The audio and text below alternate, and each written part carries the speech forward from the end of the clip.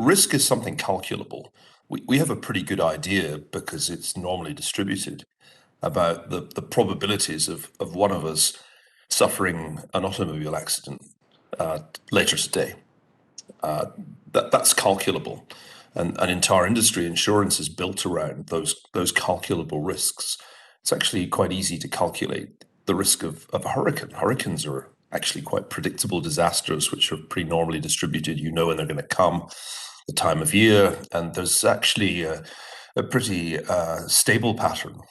There aren't more hurricanes now than there were 100 years ago or 50 years ago. So that stuff is actually relatively straightforward. The problem is the uncertainty. And uncertainties are things to which you can't attach probabilities at all. I just know there's going to be an earthquake near where I live. You can tell that I'm in a different time zone because it's still pitch dark here. I'm in California. I'm pretty near the San Andreas Fault. There'll be an earthquake here at some point, but we have no idea when. We don't know how big it will be. And a lot of things exist in that domain of uncertainty. We can't really attach probabilities to them because they're not normally distributed. There is no average earthquake. There's no bell curve that tells you the kind of average earthquake. And there are no tails really in these distributions of the sort that we get in bell curve distributions. Same applies to a whole range of different things, some natural, some man-made.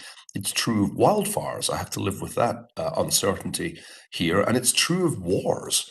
We actually see in history that one of the biggest causes of financial disruption is war. But there is no pattern, no predictable cycle of war. And I can't attach a probability to the next big war. That's just not something that we can do. So an organization has to recognize that there's quite a lot of non-calculable uncertainty that it's going to have to deal with.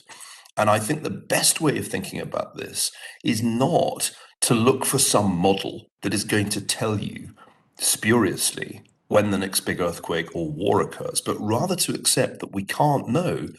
But there are a whole range of these different uncertainties. The key is the speed of our response when that first tremor or first gunshot rings out. That, I think, is one of the big lessons of the pandemic, because, of course, pandemics belong in very much the same domain of uncertainty.